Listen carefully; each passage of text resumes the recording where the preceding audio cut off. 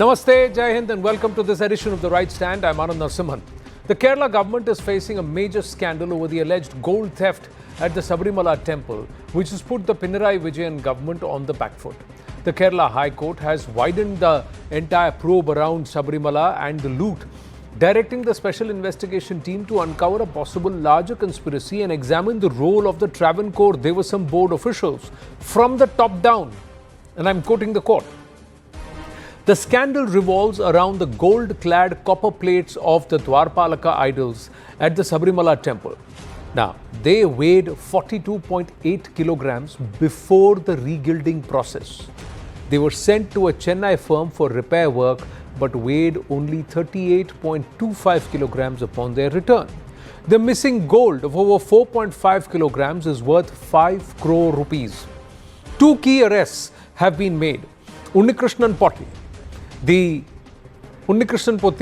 the sponsor entrusted with the plating work, has been accused of siphoning off temple gold during the 2019 plating, and former TDB administrative officer Murari Babu, who was arrested today, faces charges of theft and misappropriation of gold.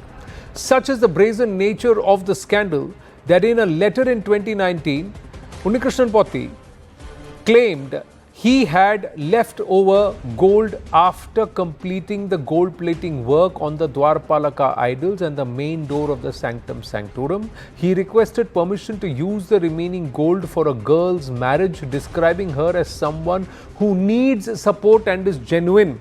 He asked for the board's valuable opinion and expressed willingness to coordinate with them on the matter. Now, both the BJP and the Congress are demanding a CBI probe into this matter and the resignation of the Devasam minister, claiming this theft could not have happened without the nod from the LDF government. Meanwhile, the LDF government insists no one will be shielded, while a scandal now has also emerged at the Guruvayur temple, where procedural lapses have been noted in an audit report from 2020. Now, listen in to this entire war of words. We had predicted way back that this is not something limited to the Sabarimala temple. There is a deliberate attempt by the Chief Minister to characterize 4.5 kgs of gold being stolen from Sabarimala as a slip-up. And yesterday we have written to the Honourable Home Minister that we have no faith in the Kerala police investigating this at all. The decent thing would be for the minister, Devasam board minister, to resign and the Devasam board to be dissolved.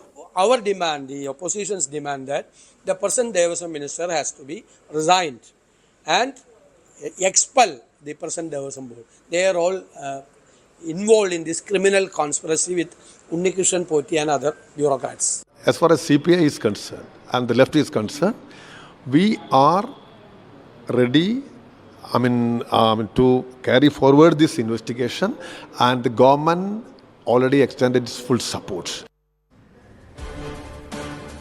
Now, the left government faces many questions as the BJP sees this theft as an attack on Hindus. Now, remember, the Travancore Devasam board is run by the state. Travancore Devasam board members are LDF political appointees. The state has been accused of a cover-up and complicity. There was clear inaction by the left government against discrepancies, while no alarm was raised since 2019. That raises more questions and more suspicions. Now, the question remains, in the Kerala gold fraud, is the LDF government directly involved in the heist, loot of temple property, and is this the only temple or is there more? Syed Asad Abbas, a political analyst with us, Ratan Sharda, author, and Arun Anand, columnist with us. My namaste and Jai Hind, gentlemen. Thank you for your time. Now, one after the other, Sabarimala comes into is mired in controversy. On the one hand, Pinarayi Vijayan accuses the RSS of trying to steer and trying to stoke this whole claim around the Vavar shrine and the involvement of Vavar and his any connect with Ayyappa Swami. On the other hand, there is this entire issue of theft, loot of temple property. Now, in this case, it is gold. 4.5 kilograms of gold cannot be a minor slip-up. It's about 5 crore rupees. Is it a minor slip-up? Ratan Sharda ji. Anand, see, to treat this as some kind of slip-up is actually not understanding the nature of the anti-religious people who are controlling the temples. My first submission is, as communists, we don't believe in religion. Who do not believe in any kind of, they are basically anti-religion, anti-God, why should they be managing a temple? When they have no faith in it, how do you expect them to do justice? Secondly, HRCC, is it only first case that has come to light? Sabarimala, of course, has come to light because of some providence of God. Then we had we have this Guru Vayur. Before that, Tamil Nadu, 500 kg of gold was melted away because they wanted to use for so-called secular purposes. They were trying to take away treasures of Padmanath Swami temple also. So my contention is, as Hindus, we don't need. See, what is the HRC justification? That if there is mismanagement, there is misappropriation of fund, it will be taken over by the governments. In last 80 years, has misappropriation stopped? Has mismanagement stopped? We have case of Tirupati where funds have been taken away for churches, for madrasas, for government purposes. Is there the purpose why we as devotees could donate to those mandirs? No, we donate for our own furtherance of our own religious belief or spiritualism. And this continuous attack in the name of HRCE, this is long overgone. So my contention is simply scrap HRCE, let the Hindu society do whatever it wants to do the management. If there is any mismanagement, then what is the government justification anyway? And I think Communist and Congress are not different in this case at all, because none of them believes who created Sabarimala controversy, that who will go to the temple, who supported people who wanted to have the darshan. But there has to be a central legislation for the same. HRNC is... Yes, I demand. What's wrong? I will demand. This is high time. How long will you keep on seeing loot of Hindu temples? How long? But the people who have looted are also members who are supposed to uphold, or are you saying that they are corrupted by ideology and that is why But they say they don't have any belief in that system. If I don't believe in the mandir, I don't believe in that particular god, what will I do with the funds? Because I have no spiritual practice around it. I don't know that how to use the temple for furtherance of Hindu interest in that particular society around it. That is the reason you will treat it as just fund sitting on it. Like any other government fund, you can loot it, you can mismanage. In case of Tirupati, sweepers are getting more salary than the priest, which is good. Sweepers should get good salary, but educated priests are treated like 8,000 a month. And some priests got penalized, you were charged because some bhakta gave him some money. So these secular people have no right to sit on government, mandir management. They just need to resign and let other people who believe in those mandirs, those faiths should join that temple board. Syed Asad Abbas? Anand Saab, I've always believed if there is great power, there is responsibility and there needs to be accountability. Knowing the same, I think it's absolutely wrong and unfortunate that Ratan Sharda ji is pulling Congress into this. The Kerala Pradesh Congress Committee was one of the first political parties in Kerala to come out and make an open announcement calling for a CBI inquiry into this. The fact of the matter, I agree, the BJP and the Congress together have been able to put the pressure on the left government. But the fact of the matter is, let us understand what has the Devaswam board minister said. Basavan has said those who are responsible behind this will be put in bars. And there will be a very strong action against everybody involved. The Kerala government did set up the SIT, of course, after the pressure from the Kerala High Court, and they are in advanced stages. Murari Babu has been arrested, and so has two of them previously. The fact is, what is shocking to me is, temple is where worship takes place. Temple is a place where we look up to and grieve to God. If these people are able to loot the temples, I think they have absolutely no faith. So therefore, Anand Saab, I believe that be of any religiosity that anybody belongs, such an act is absolutely devastating for every believer. But in this case, you're saying it is devastating, but why did it take a court to order an SIT and force the government into a probe? Arun Anand, is that not a fair question to ask? And every time around elections, there is some controversy or the other that is raked up around Sabarimala. This time, Pinarayi Vijayan, did he deliberately try to deflect attention by bringing the Vavar issue and blaming the RSS for it, Sangha Parivar for it? I think I would agree with Ratan Sharda ji to some extent that there is a crisis of credibility as far as Pinarayi Vijayan government is concerned in terms of handling issues related to Hindus, especially issues related to temples, because the past record have shown that Caesar's wife is not above suspicion. So one is that. Second is that, we also have to look at the historical root of this issue. See, temple management is a complex issue. And there have been bunglings in, religious institutions cutting across various religious faiths, whether it is, Islam or even in Sikhism. So we have seen that happening. But these communities are still allowed to manage their own institutions. So, this mismanagement or this perceived mismanagement cannot be a ground for holding the management of temples back from Hindus and to give it to the states. However, the state governments have to play an important role in this. The state governments have to enact laws. They can enact laws according, but as far as Kerala is concerned, so because there is a communist government, and as Ratan Chadha ji mentioned, and as my other fellow panelists also mentioned, that both the Congress and the BJP, so they are in the opposition. So they are not, and they're communists, and they are known to basically, have a particular perspective about Hindu temples. So I would say, there is a crisis of credibility, and this crisis of credibility has increased even, much larger. The unfortunate part is because Hindus are not able to decide who will form the government in Kerala. So it's what you may call, the tyranny of the majority, which is being run there. No, but the fact of the matter is there has been a BJP-led government and the RSS has got a certain sphere of influence on the current disposition at the centre. Nothing's been done to address the HRNC issue. The control of Hindu temples only by the government, Arun Anand and Ratan Chadha. So how can one turn around and ask anything of, say, the DMK-led government in Tamil Nadu or the left-led government, LDF-led, Pinarayi Vijayan-led government in Kerala?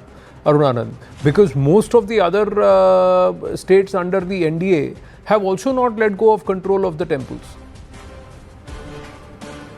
Anand, I agree with you. I think, the government should have proactively, done this thing. The government has not done this thing so far. I hope, they have been dealing with, I'm not a spokesperson of either the BJP or the RSS, but, I think this issue has to be taken more at the community level, and also the government has to play a more proactive role in this regard. I absolutely agree with Ratan Chadha ji when he said that, that it needs to be done on the, but, that does not absolve the Kerala government, from its basically responsibility or accountability. Who is going to hold the Kerala government to account? And Annamalai in Tamil Nadu promised that he will do away with the HRNC Act. He himself finds himself dislodged from state BJP presidentship, Ratan Chadha ji. So that's this reality. The issues. Who is going to raise this issue and who is going to hold Pinarayi Vijayan to account? Have the Sabarimala devotees, have the Devasam board, all the non-political appointees of the Devasam or from Sabarimala come out and protested against this? Everybody is quiet. Nobody is wanting to speak about it. No, Anand, they believe that government will do something, investigation will take place. But you remember how a huge demonstration and protest march happened when Sabarimala sought to be opened as against the traditions. So Hindus of Kerala are awake. They find nothing is happening. They will definitely hit the streets. But point is, why is it needed? Why can't government simply remove somebody who has no faith in that particular temple and who is totally careless and irresponsible? And as far as I am concerned, see T.R. Ramesh, you have interviewed him sometimes. Yeah. He has been fighting cases of each and every mandir in Tamil Nadu. How long can one person keep on fighting such cases? And as far as Sabarimala is concerned, let me refresh people's memory. There was a huge Nilakal cross conspiracy against which VHP RSS actually protested for long days, somewhere around 70s, when crosses were planted all across Sabarimala route. And they had to be removed finally. There was settlement with the Christian community that is not to be done. Tirupati, all these times when it was being exploited and used, there was Congress government, there was secular ecosystem like Jagan, who exploited the temple for their own terms. I got huge number of statistics, how thousands of crores of rupees have been used, misused, lands have been encroached upon, rented out cheaply. So somebody has to be responsible. If that means we want that Hindus should hit the streets. No, it's not about Hindu, but I'm just saying the RSS has the maximum number of density per density of population. The issue. Has the maximum number of the maximum number of shakhas in Kerala, sir.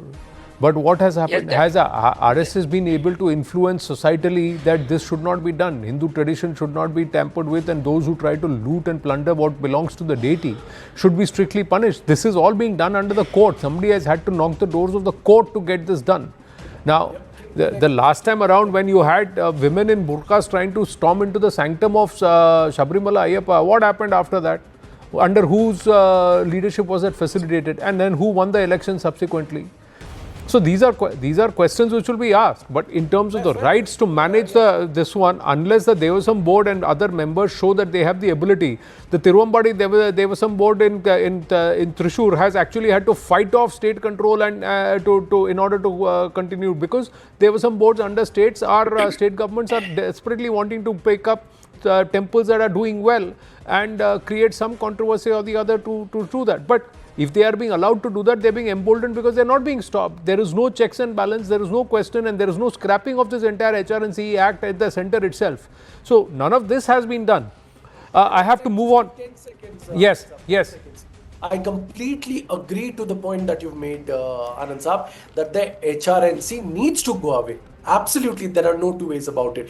But also, respected sir, like Arun made a point, very important point, be it a madrasa, be it a mosque, be it a mandir, be it a gurudwara or a church, we need to take away the state or the politicians' control. When politicians state doesn't control mosque or church.